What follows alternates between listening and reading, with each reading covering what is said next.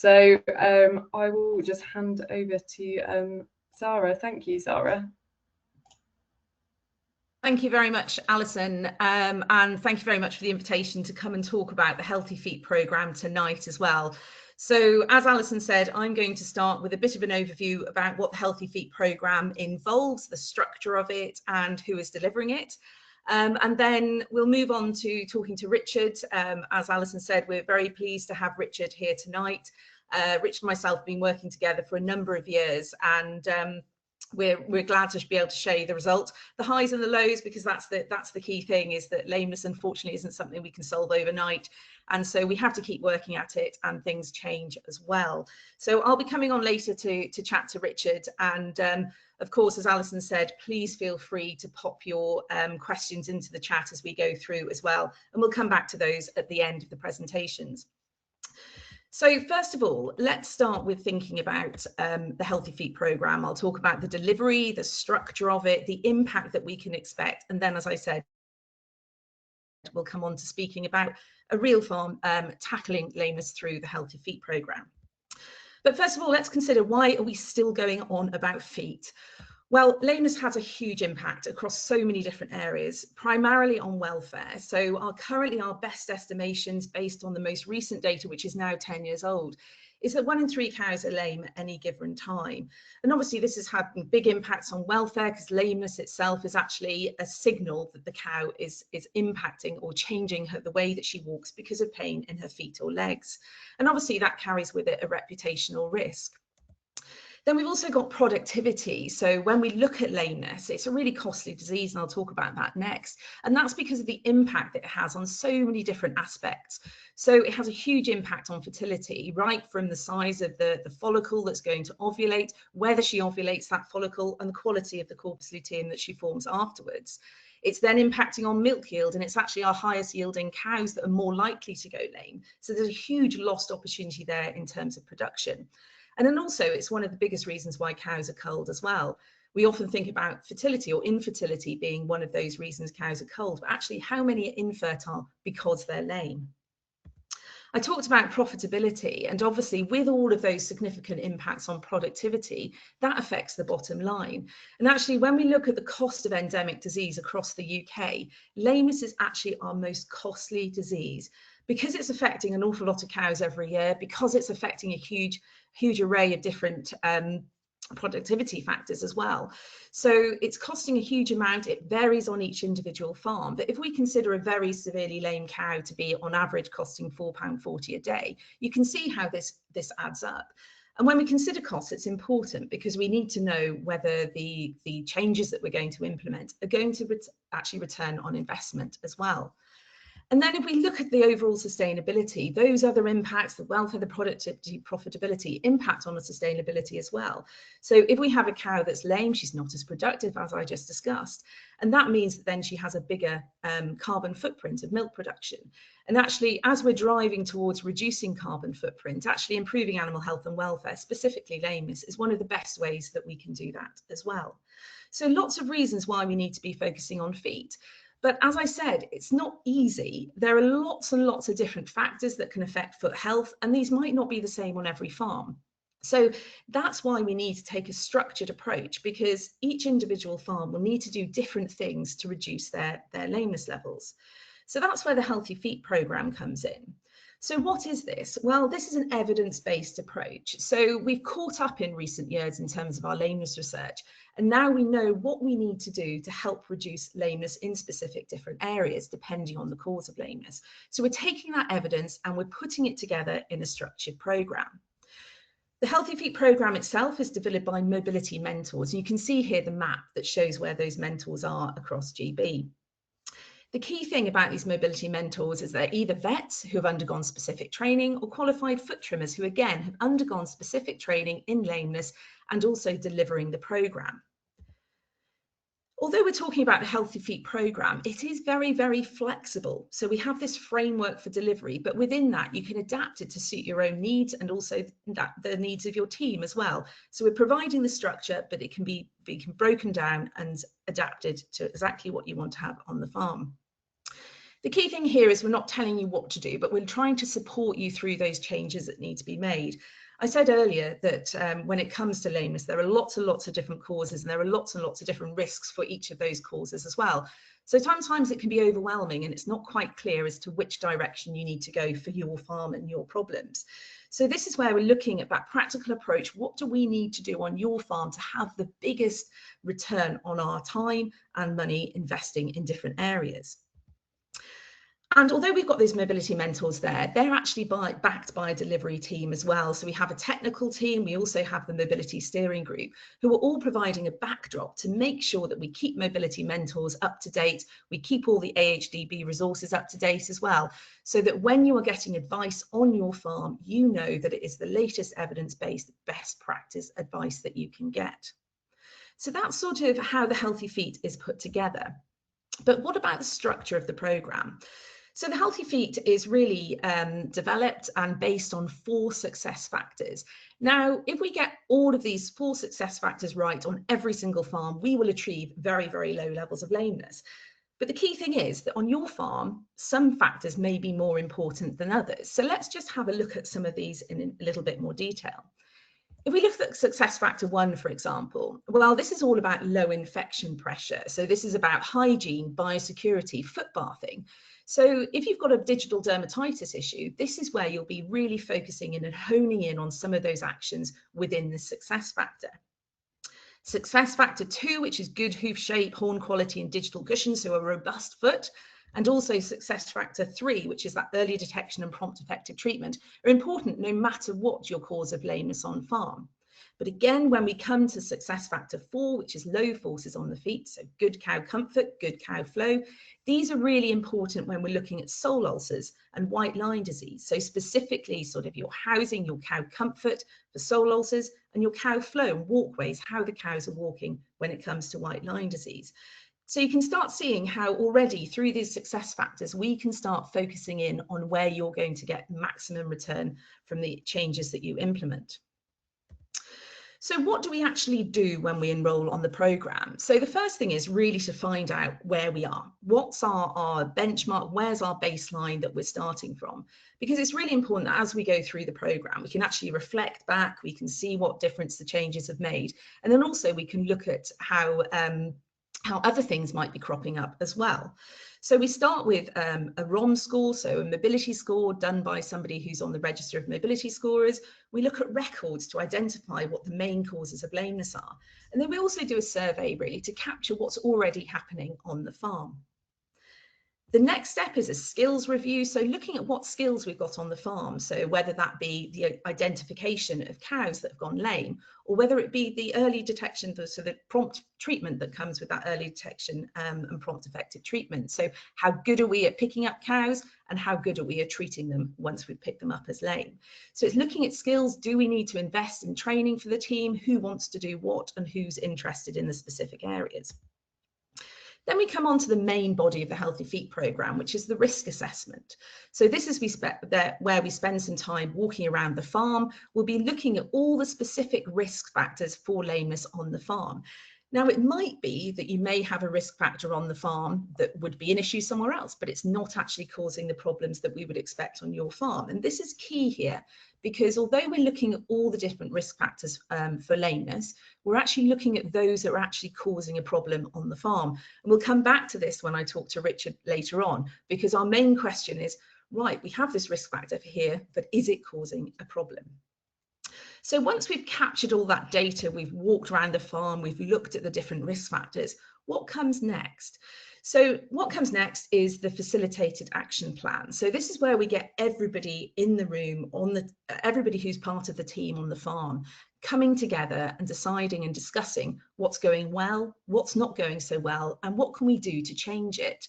Now, I often find that it's the case that when we're having this discussion, that actually we know what we need to do, but sometimes it's about prioritising it and understanding which bits are going to be, which order these different actions are going to be taken in. And I think it's really important here that we have that action plan typed out. You can see Richard's here, and you can see also that we've got a time frame for that, and then we've also got somebody who's in charge of making those actions happen. So this is really important again, so that we can come back and we can review that. So we're wanting to undertake a quarterly review as well, both of the actions that have been done, the progress that has been made, and then also looking again at data, looking at the mobility scores, so that we can have a clear idea of actually where we're going and keep that motivation going. So this review is really, really important, and usually the Healthy Feet programme runs for around 12 months, but as we'll hear from Richard later on, that doesn't mean that you have to stop then. There is an option to keep going as well. So you can see there's quite a bit to do in the Healthy Feet programme. If we really want to get to grips with lameness, then this is really the way that we need to do that, to focus our attention on here. But we appreciate there's lots going out on the farm, so you may just want to tackle lameness, but maybe not you don't have the time, the resources at that time to do that. And so that's why we have the Healthy Feet Light programme as well. So this is sort of like Healthy Feet bite size, if you like. So this is where, again, we're doing our benchmarking and we're doing our risk assessment, but when it comes to the reviews, they're maybe not as frequent. And again, as I mentioned earlier, it's nice and flexible, so you can decide what's best for your team. Although I will say that if you leave the reviews too long, then sometimes that pressure isn't there to get them done and keep the momentum going. But you can see from within this framework, although we've got that structure there, it can be adapted to suit what you need on your farm. And this is specifically related to block calving herds as well, where you might want to put more attention in at various times of the year.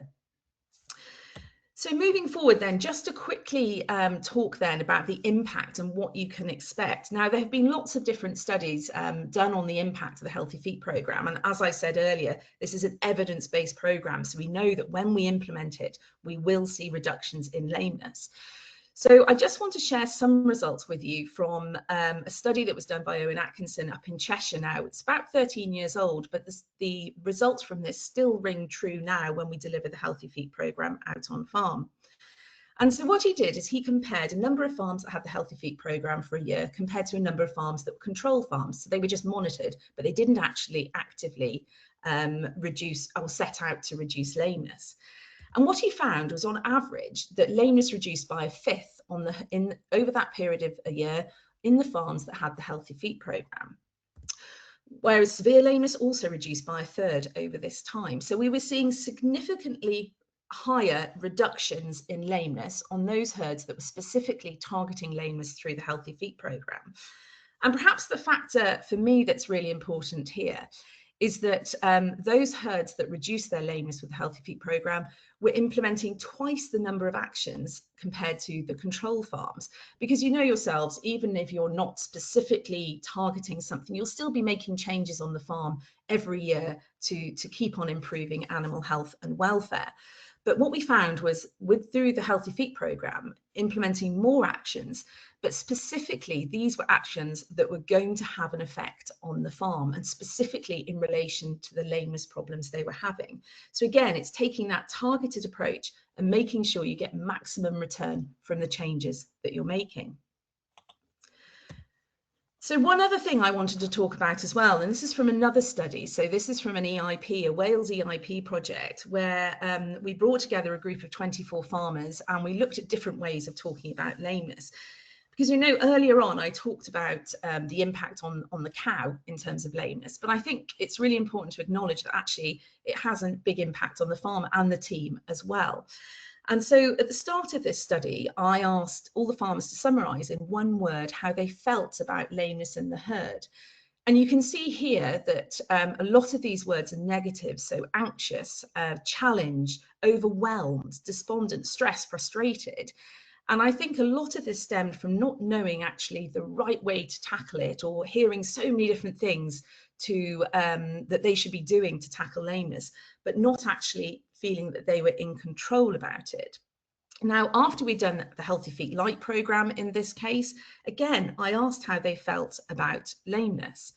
And you can see here, we've shifted from a lot of negativity to more positive words here. So relaxed, comfortable, aware, contented.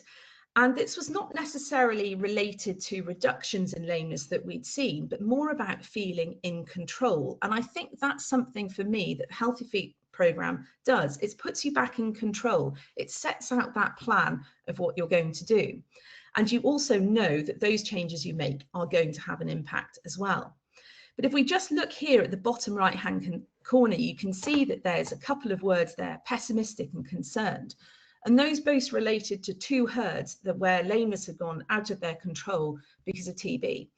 And so I think, again, we need to figure out, or we need to consider all of the other factors that are happening on the farm, because it comes back to control. But again, if we can be in control of the actions and the changes we're going to make, then it can only move forward in a positive way.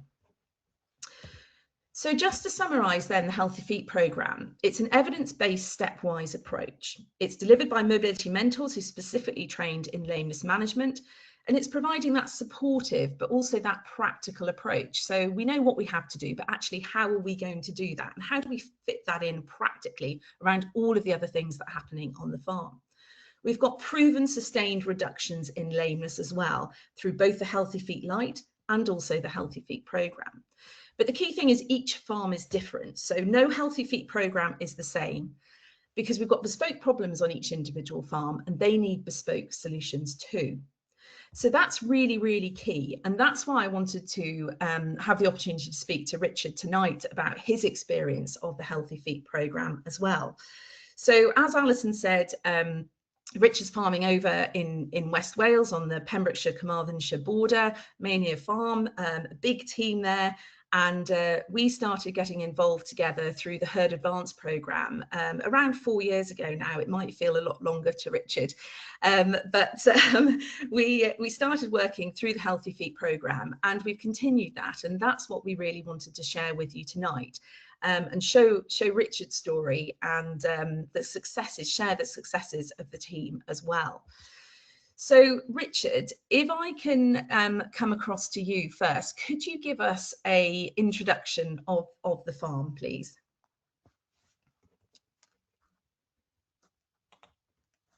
Hang on, Richard, we'll just have to take you, off mute. Turn on microphone. There we go, we've got you. Right. Yeah, good. Thank you, Sarah. Yeah, delighted to be with you here this evening, Sarah, just to sort of reiterate some of the success stories that we've had then on the Healthy Feet programme. Then we milk about 420 pedigree Holstein cows. As you can see, they're giving 9,800, so around about 10,000 litres. Swing into the autumn calving, housed in cubicles, mattresses, and sawdust. Yeah, and we graze as long as possible. Then we supply first milk on a Tesco contract, so part of that is you know, the ability to graze, and the regen program that First Milk are embarking on or have embarked on, then is, you know, a lot of that is around grazing and all that sort of thing. There's a map there of the farm. You can see we're spread out. The main farm is main holding is where we graze cows then, but we've got also silage blocks. This is why the sheep have come in, because we've got you know, scattered approach and places where we can't graze cattle as such then. Yeah, family based, to two families then, my brother and myself then, each with a son, but we also have got a really good team of milkers and youngsters there that are sort of really young but enthusiastic, and enjoy working with them. Perfect. Thank you very much, Richard. So we're just getting a bit of feedback. We've got some technical difficulties. We are in Wales, so just when I ask a question, we'll just keep Richard unmuted. But when we started, you were enrolled in the Herd Advance programme, which is a dairy improvement programme that we had running in here in Wales, and there were a huge number of different pathways that you could have chosen. So could you just talk to us about what you had previously been doing in terms of lameness, because you already were doing a fair bit, but also then why you chose to go down the lameness pathway? Yeah, I think we had the option of fertility, and like so most of what Sarah had outlined, the options within Herd Advance, you know, disease control and all this sort of thing. But I think the biggest problem to us then was the getting on top of our feet and actually being in control. We were having a regular foot trimmer, but we weren't doing a lot more than fire brigade stuff and could never get past the fire brigade cows. Then we were doing, 40 or 50 cows once a fortnight, something like that it was then, and they were always the trouble cows. So I think when Sarah came onto the farm, then we went round and we identified that possibly we could do a better job with possibly a different with the different trimmer and getting more routine trimming, those 60 to 100 day trims then that we were talking, that are so important, and the dry off trims. We never really got on top of those. It was just the bad cows, and so I think coupled the biggest gains for us, and the reason why we went for the Healthy Feet program was because it would give us the biggest gains then, because if we could get their feet right, we get them in calf and we get them to eat more, we get them to graze more, and all that goes with that. And I suppose for us it wasn't it was quite an easy decision. Let's get the feet right. And I think it comes back to people thing as well. People hate lame cows, chasing them out of the field or whatever, chasing them up with the cubicles. That doesn't happen. That doesn't happen here now. There's a zero tolerance to lameness. Like, that doesn't mean that we don't have lame cows, but all cows are sorted out then, and there's a far less of them by doing the routine trimming and getting on top, and the factors like the feed passages and the mattresses and all that sort of stuff that we've improved. So there's a gain from it. Sarah says we got to do it, but there is a gain from it, financial gain from it as well. The cows are better for it. They're better in calf, and and everybody feels better about the job. Fantastic. So you said there that I said you've got to do it, but I'll talk us through that what we discussed and how we actually started off. So we started off, as I said earlier, in terms of how the Healthy Feet program is structured, by looking at the records, and then also by looking at a mobility score.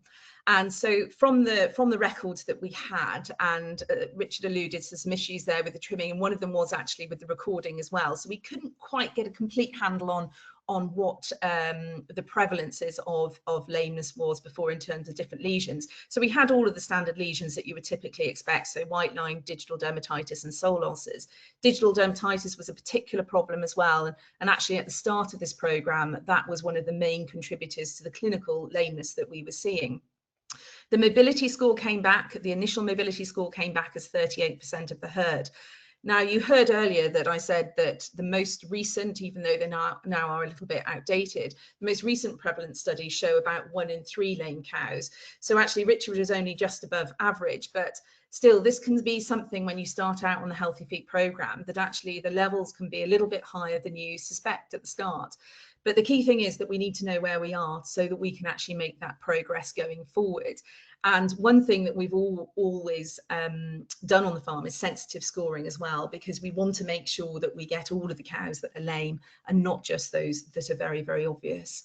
So Richard, could I ask you, when that initial score came back, when Anna had come out and scored, what did you feel about that 38%? Yes, 38% seemed really high, but I suppose in some ways we knew that we were there, which is why we went for it. Dermatitis was, was one of our biggest problems, and getting the footpath right, but also the blitz that we did, and to get rid of the dermatitis once and for all. We were having cows really struggling, especially towards the end of winter with the dermatitis, but today, here we are 4 to 5 years on, dermatitis, yes, we still get a little bit, but we can deal with them. They're only in single numbers, then a couple of cows a week, not the 15 or the last row of cows in the parlour, then that sort of thing. Then so that made such a difference. But and of course then, because of sorting that out, we were then able to identify the really bad cows that had other things wrong with them, I suppose, because digital dermatitis masks so much then. So we were then able to get on and get into the crux of the lameness then. This is where we were. I think that's about right, isn't it, Sarah? Yes, you're absolutely right then, because you can see actually on that bottom right graph there, that was the number of cases that we were getting of digital dermatitis every foot trimming visit, and you can see that this was quite a challenge. So when we originally walked around the farm and we did our risk assessment, actually digital dermatitis and sorting digi was one of our top priorities, because like Richard said, we can sort that, we can get that under control, then we can start looking at what else is happening and what else DD was masking. So we went through the whole process that I discussed earlier in terms of a full farm walk, discussing the actions. And then we came back to our original action list. So we did this back in 2022. And you can see there just one side of A4 listed in terms of priorities as well. So what's feasible? What can we actually achieve now? What can we aim to do in the next 6 months? And I think this is one of the key things, is that we don't have to do everything overnight. You'll have a plan of what you want to achieve, but what is actually practical? What's actually achievable? Because sometimes if we put the most difficult thing at the top of the list and it doesn't get done, it can become a barrier to those underneath. So you can see that we addressed something within each of those 4 success factors. And like Richard said, it was actually the blitz treatment. And this is Richard's son, Johan, doing the blitz treatment here. He's absolutely fantastic at it. And this was really, really successful. And this was something that went really well because we wanted to get on top of it early doors when we started the programme. We also implemented other things. So you can see here the picture at the bottom of the screen with the feed barrier. We were seeing a white line and we wondered about the impact of the feed barrier. Also the impact of the low rail on intakes as well. So you can see that we had a programme that we were going to work towards, different actions, some that required investment, others that required time. But we put that down on paper, again, not so that because it's impossible to get everything done. It's very, very rare that we manage to stick to that. But what we wanted to do is to make sure that we had something to come back to and review, because that's really, really important thing to say, right, well, in 3 months' time, what have we achieved? What haven't we? And what progress have we made? So if I come on to the next page here, then you can see, I just want to talk about the importance of that review. So you can see that from the review plan that we did 6 months or 4 months after our initial thing, that actually the team had achieved an awful lot of the actions that we put together. Some of them we reassessed during our review, and that's absolutely fine because things change. Because, so for instance, like the feed rail that we've been talking about, we viewed it then during the visit. At the previous visit, the cows had been out, and so actually we were looking at how the cows are interacting with their environment as well. The reason I put the picture of the cow on the grid on the right hand side is this is something from the very, very first visit that we were concerned about with white line. But to tackle these grids, and we talked about putting rubber matting over them, we talked about dropping them, we talked about all sorts of different things. But that became a very, very big job to do and to sort these. And so then we decided, well, actually, let's look at what else we can do to reduce the impact of white line or reduce the risk. And then let's come back to actually how much of an impact we think that these are having. And that's why these reviews are really, really important. What have we done? What difference has it made? And then what are we going to do going forward? And again, we set back this up. We then create this updated action plan. So right, so from today, what are we going to do the next few weeks, the next months, and then what are we just going to kick along the line a bit and come back to? Because it might be that time there's not the opportunity to invest in capital investment, but there might be other things that we can do. And I think what we need to consider is that every little bit that we do that's better than what we're doing today will have an impact. So again, we don't necessarily need to do everything all at once. And so coming back to you, Richard, I mean, you've talked about the impact of the blitz, but looking back there at how much you did, and you always say to me, oh, we just do what we do. But actually, when you consider everything else that's going on a farm, you achieve so much and you did so many actions. But which do you think for you, from looking at this list, Were there any things that you hadn't considered before, or hadn't considered being as bigger impact on the feet as perhaps they were? Yes, having Sarah on her case, then making sure that we were the review, and then the other review, what had we done, and we did change a few things. Then the foot bath made a tremendous difference. Having had the blitz then and get rid of the digital dermatitis, we didn't want to get it back again. So that has made a big impact then, and has made such a difference. Then the mattresses, we've gone up from mats up to mattresses for the cows, and created a bit more space for the cows and loafing area and all that sort of thing, bit of grooving. But one thing that was sort of alienated, or quite alien to us then, was this 3 days of ketofen for the heifers. Sarah was saying that she got studies then that would show that when a heifer calves, give her 3 days of ketofen, would make her get to the feed face and not be bullied. Although our heifers are housed on their own, if we've got a heifer calved there for 6 weeks, and then you get a little heifer come in and she calves down, she's a little bit sore or whatever, and then goes to the feed face and then gets whacked by the monster that's calved for 6 or 2 months or whatever. We give 15 to 16 cc's of ketofen for 3 days post calving, the first one that calving then, and we have seen a tremendous difference in the heifers up and running and away and at the feed face, and it's made such a difference. We use buckets and bucket loads of ketofen, but I think we get the response from it, and it has made a lot of difference. I think, and perhaps with the grazing in mind as well, we have spent quite a bit of time, not so much money, time, putting the astroturf down and improving the tracks. And when the cows go out, they want to run out and they want to run back. Then that has made a difference, because if cows graze here for 6 to 7 months, so what happens outside is as important as what happens inside then.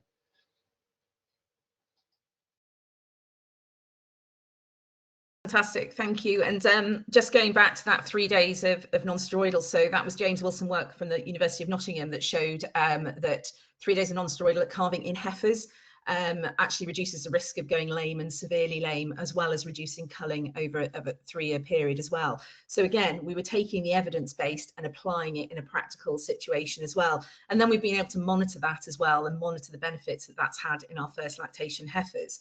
So going back to that early initial, we did a huge amount on the farm in those few months, and part of the review as well was actually to come back and do another mobility score, and also to look at some of the data. And this was the result that we had over that first 4 months. It was very, very good result, mostly because of getting on top of that digital dermatitis early on. So you can see really when we started this the Healthy Feet program, we were dealing with quite a nasty outbreak. We got on top of that, as Richard said. One of the other things that we looked at was the foot bath and how well the foot bath was performing. We actually ended up changing foot baths, and we had better success after that as well. So we made quite a bit of progress early on. That continued over the 12 months of the initial sort of herd advance Healthy Feet program. But then I want to ask Richard, we had a successful year, but then even though your levels at the end of that year had come right down, you carried on. And actually what I'm showing here now is the mobility scores that we've had done since that project, right up to the last January, just to show you how the lameness fluctuates. It's never a steady reduction over time. We're a block calving herd or autumn bias herd, so that will influence the scores as well. But I just wanted to come back to you, Richard, because you didn't stop after 12 months. What made you carry on, and what have you learned since carrying on as well?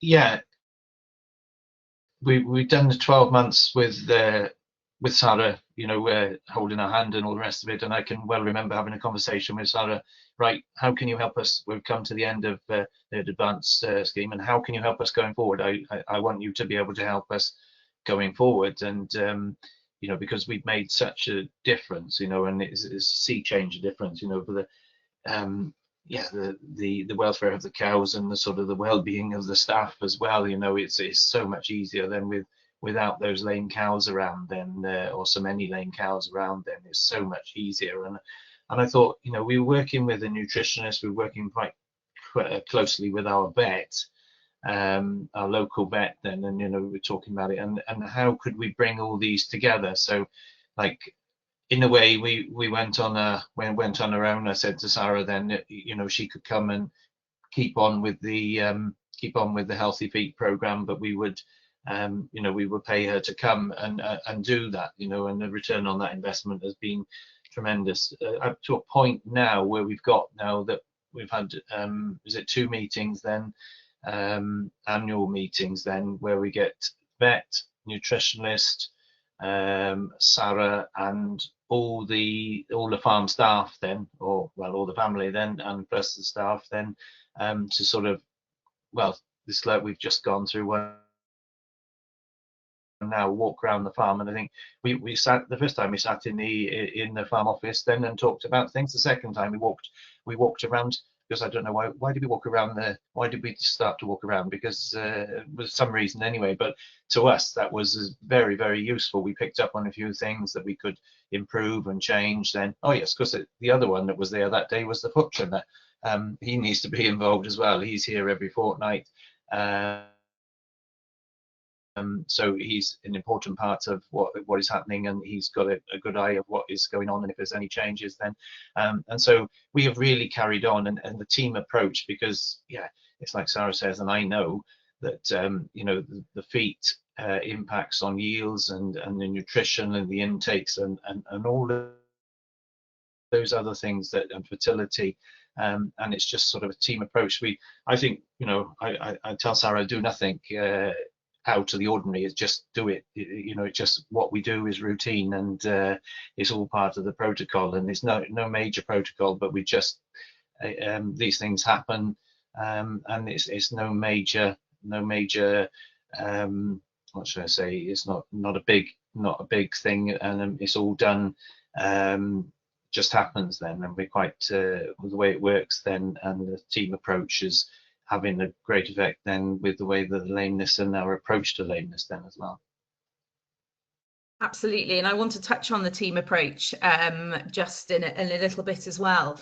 And I think that when we talk about the Healthy Feed programme, we often think about it being 12 months, but it really is there to extend onwards as well, because things change. And actually the reason for showing the mobility scores here is that you can see sort of September through to February 24, we saw a rise in lameness. And then what you can do through the reviews and through the monitoring of the scores and the data is actually jump on that and say, right, what's happened? What's changed? Because what's new in this case, I think we were getting they were coming in off the fields, the tracks, wetter autumn, and they carried that on through as well. And so it was really looking at, it's really, really important to carry on looking, because like I said, things change. And that's what we've been doing.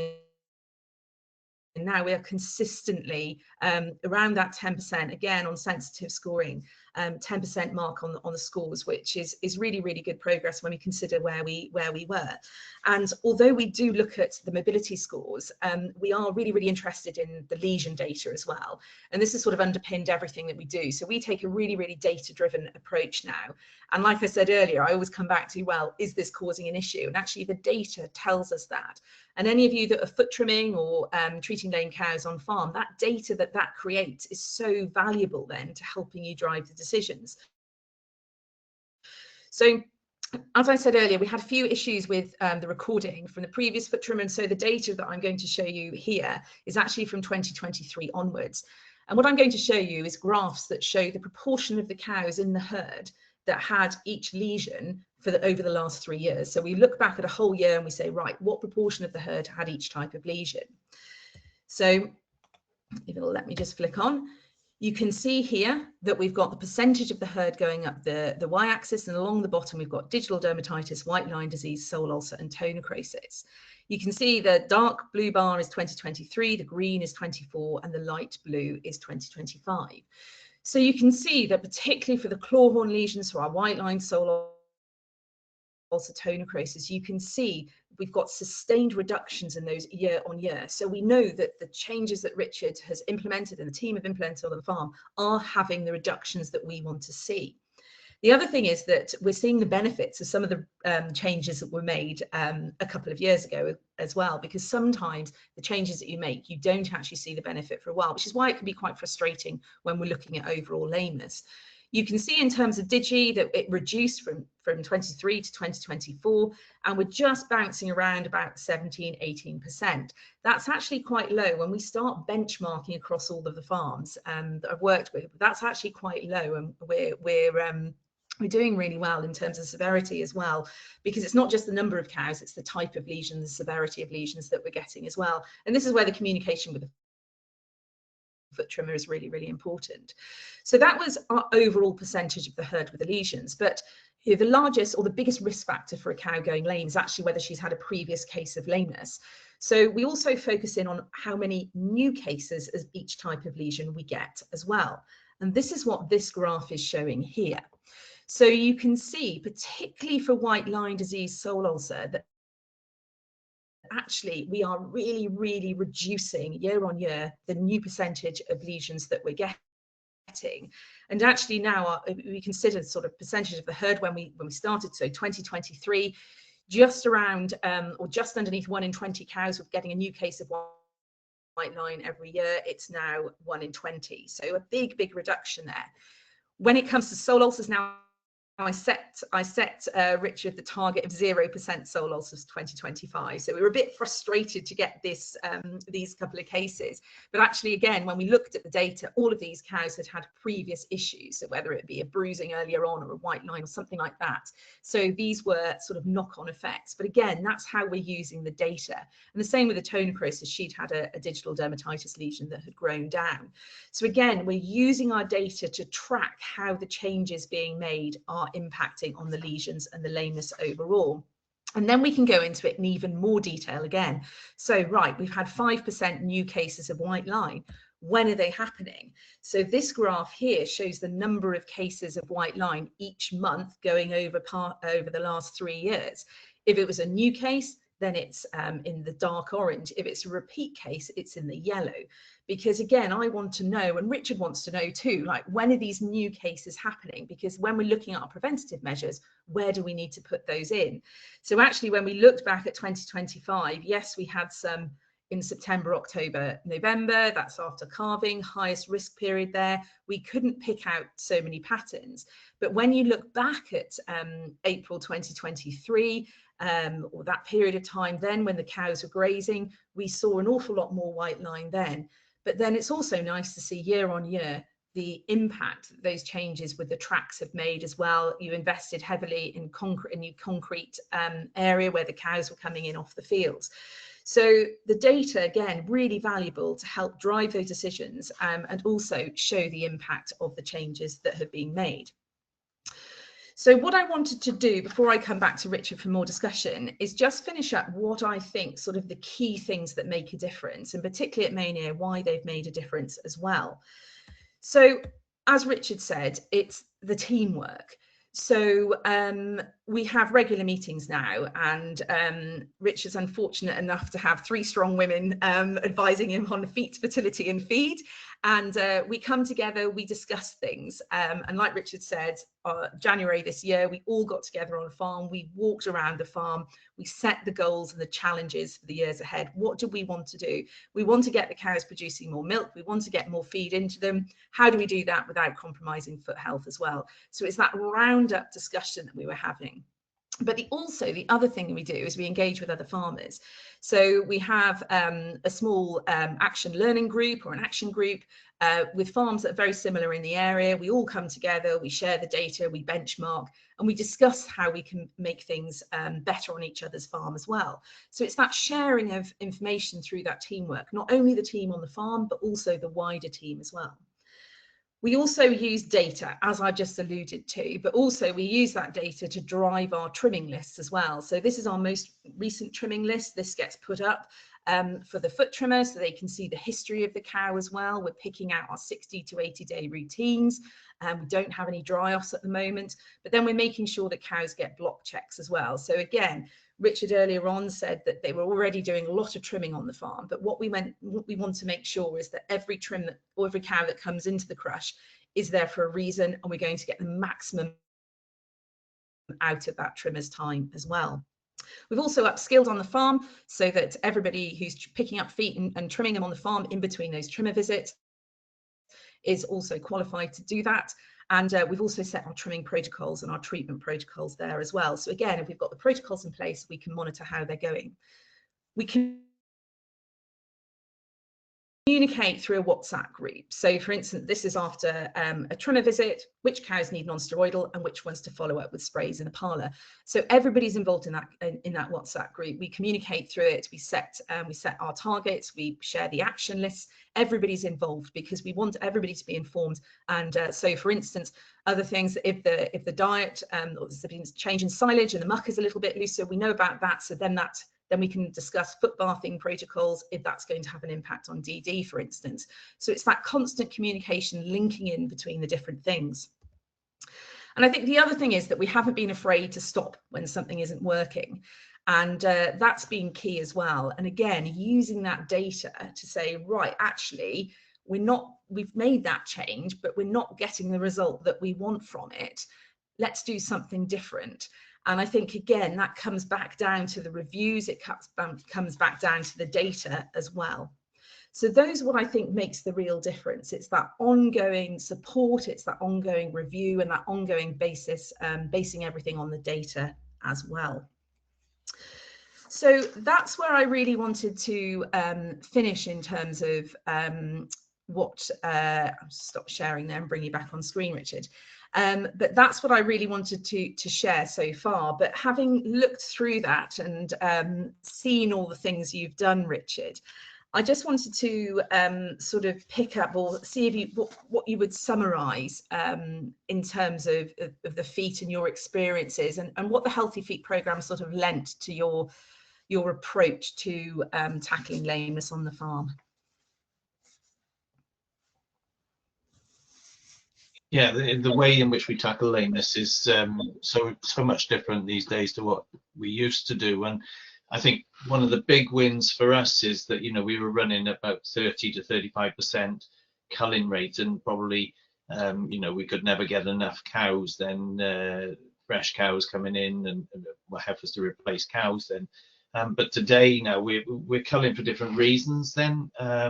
You know, we can cull for low production, something we'd never done in the past, you know, because they'd always go because they were lame or infertile or something. So, you know, lameness has helped on the fertility as well.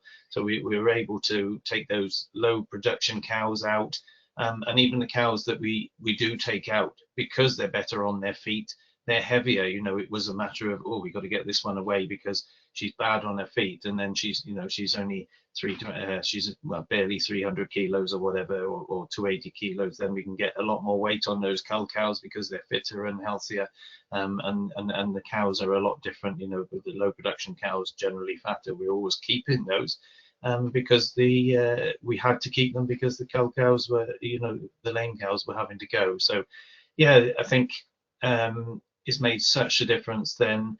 And I would keep on saying it's no big deal for us. It's just routine. But you know, I know Sarah says that it is, but it is instilled in us then, that the way that we tackle and the protocol. You know, the foot trimmer comes once a fortnight. You know, starting mobility scoring at the beginning of the month, and then the foot trimmer will come at the fortnight, Sarah having created the lists.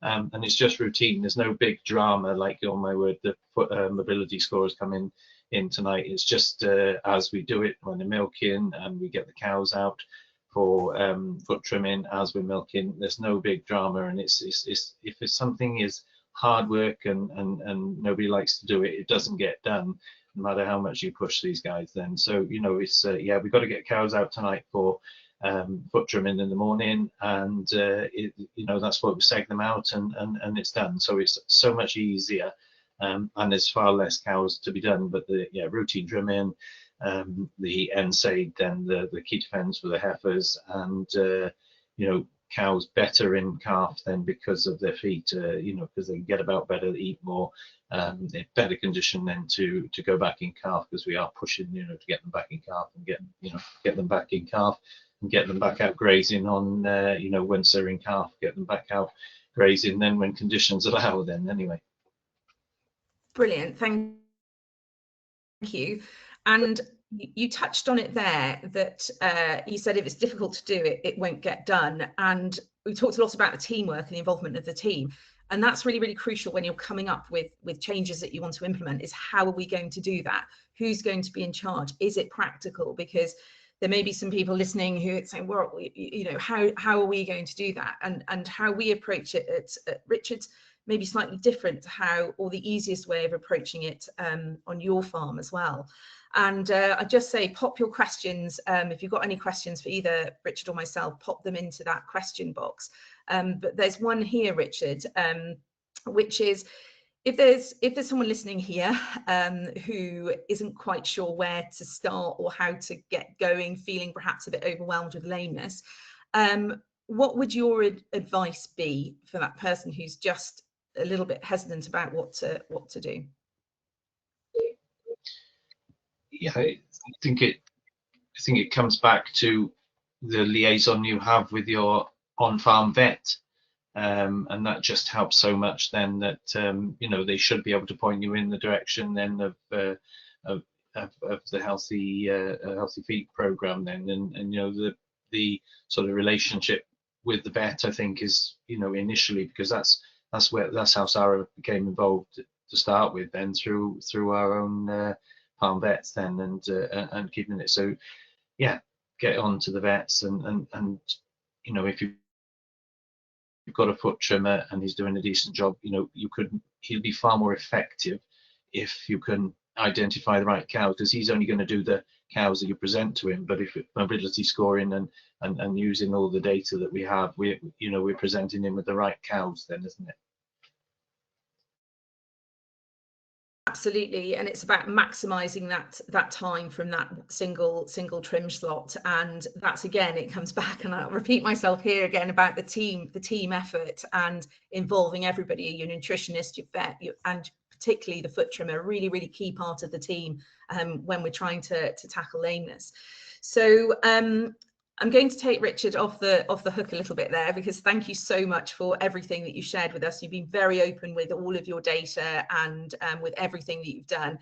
And I know you keep on saying we're just doing what we're doing, but it is incredible every time you go to the farm just to see the progress that is being made. So I'm going to pass back now to our chair, Alison, to see if there are any questions from the floor as well. Yeah, thanks, Sarah. Thank you so much. That was really amazing, really, really interesting to hear. And thank you, Richard, for kindly sharing your insights and personal experience with the programme. I mean, there was so much content there, and it was really great to hear the staggering results that you've seen, particularly on your farm, Richard. And Sarah, you mentioned from the wider study that was done a little while ago. Really, really interesting. So we've got a couple of questions come in. So the first one is, can we ask what your treatment plan for Digi was? Did you use Oxytet or Chlortet? As they personally find Chlortet far superior, if I'm pronouncing that right. But if you're happy to kind of shed some more light about what you did with the Digi, that would be great. Yes, so what we did, and I won't go into which brand is better, but I think we showed a can on the photograph as to what we were using there. I mean, we used the spray prescribed by the vet, so we were using engamycin in this case. But whichever licensed topical antimicrobial you're using, the key thing through the blitz treatment approach is that we basically spend 3 days really focusing on treatment of the active lesions, because basically what is happening is those active lesions are feeding the environment, they're maintaining an infection pressure in the environment, and we need to really reduce that down. And the way that we do that is by tackling all of those active lesions. So by going in and doing the blitz, which is where we washed off the feet as the cows came in the parlour. Once the clusters were off, we were spraying those lesions as many times as we could. I think Johan was getting 3 or 4 in at every milk, which is absolutely brilliant.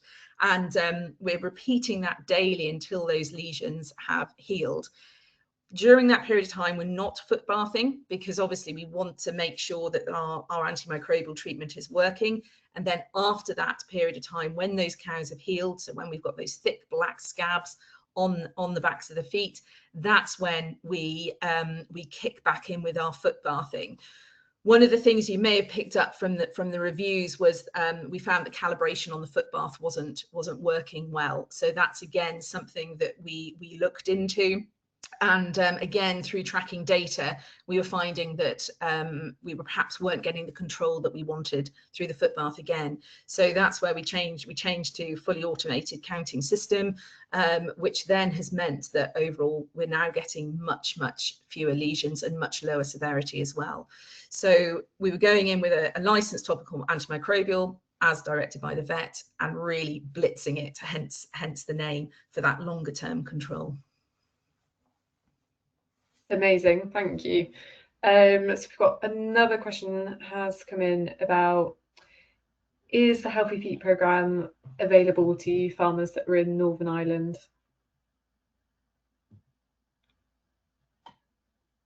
Yes, so there are some vets in Northern Ireland trained. I know they're not on the map, but they have attended training previously, and it is a discussion that is being had about lameness in Northern Ireland as well.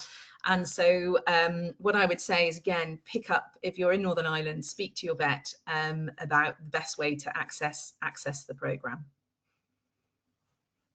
Amazing, thank you. I think we'll go for one more question just in the interest of time now. But I know it very much depends on type of farming system, kind of the level of lameness, what type of lameness you're seeing. But do you find with the Healthy Feet programme that there are often some quite like easy, quick wins that you can have on most farms that are not, you know, essentially having to kind of invest quite a lot of money and resources? Are there quite frequently those kind of quick wins you can see? Yes, I would say that the quick wins are getting on top of DD, like we've just discussed, through the blitz treatment, because that's time, and a lot of farmers will already be doing the treatment and the foot bathing, but what we're just trying to do is sort of reset that so it's having maximum benefit. And then it's also the early detection. So the earlier we detect a cow as being lame, the better her response. So it's very, very rare that I would do a Healthy Feet programme where we haven't either got elements of DD control or that early detection and prompt effective treatment on there as well. So those would be the two that I would say are quick wins that don't require huge infrastructure investment. They just require time. But I know that is not easy on busy farms sometimes. Amazing. Okay, that's really good. So I think, just in the interests of time, people probably want to start dropping off now. We'll start to wrap up. So I'll just say a huge thank you to Zara. Thank you so much for going through all of that content with us. And Richard, thank you so much for coming and sharing your kind of insights on the Healthy Feet programme. It's been really, really great. So we've just got a slide here with some links to some additional resources. So we've got some events coming up. So there are a couple of QR codes that you can scan to get more information on those. If you want to find out more about the Healthy Feet programme, then there's quite a lot of content on AHDB's website. So we've just linked in a few key resources there. And just due to the current and kind of challenging agricultural climate at the moment, the last QR code will take you to the AHDB website, which will link you up with some organisations and resources to direct you at further support if you may need it. So I think we'll kind of end it there, but thank you again so much, Zara, and thank you, Richard, for a really, really informative webinar. Thank you, absolute pleasure.